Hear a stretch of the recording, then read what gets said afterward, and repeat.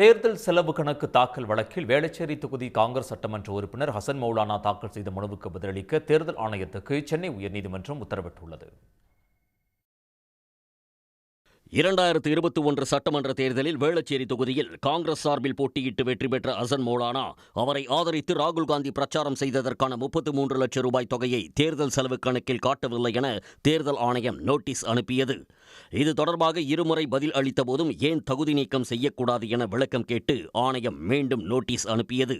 இதனையடுத்து தேர்தல் ஆணையம் அனுப்பிய நோட்டீஸை ரத்து செய்ய கோரி ஹசன் மௌலானா தரப்பில் சென்னை உயர்நீதிமன்றத்தில் வழக்கு தாக்கல் செய்யப்பட்டது. அந்த மனுவில் தேர்தல் ஆணையத்தின் வாக்கு திருட்டை அம்பலப்படுத்தியதால் உள்நோக்கத்துடன் விசாரணைக்கு ஆஜராக கோரி தேர்தல் ஆணையம் நோட்டீஸ் அனுப்பியதாக கூறப்பட்டுள்ளது. இந்த வழக்கு தலைமை நீதிபதி எம் ஸ்ரீவஸ்தவா மற்றும் நீதிபதி ஜி அருள்முருகன் அமர்வில் விசாரணைக்கு வந்தது. அப்போது ஹசன் மௌலானா தரப்பில் ஆஜரான மூத்த வழக்கறிஞர் பி வில்சன் ராகுல் காந்தி மொத்தமுள்ள 234 தொகுதி வேட்பாளர்களையும் ஆதரித்து பிரச்சாரம் செய்ததாகவும் அது சம்பந்தமான விளம்பரங்களுக்கு காங்கிரஸ் கட்சிதான் செலவு செய்துள்ளது எனவும் குறிப்பிட்டார். கட்சி சார்பில் செய்யப்பட்ட செலவுகளை வேட்பாளர்களின் கணக்கில் சேர்க்கக்கூடாது என உச்சநீதிமன்றம் உத்தரவிட்டுள்ளதையும் சுட்டிக்காட்டினார். இதனையடுத்து நீதிபதிகள் மனுவுக்கு 2 வாரங்களில் பதிலளிக்கும்படி தேர்தல் ஆணையத்திற்கு உத்தரவிட்டு விசாரணையை தள்ளி வைத்தனர்.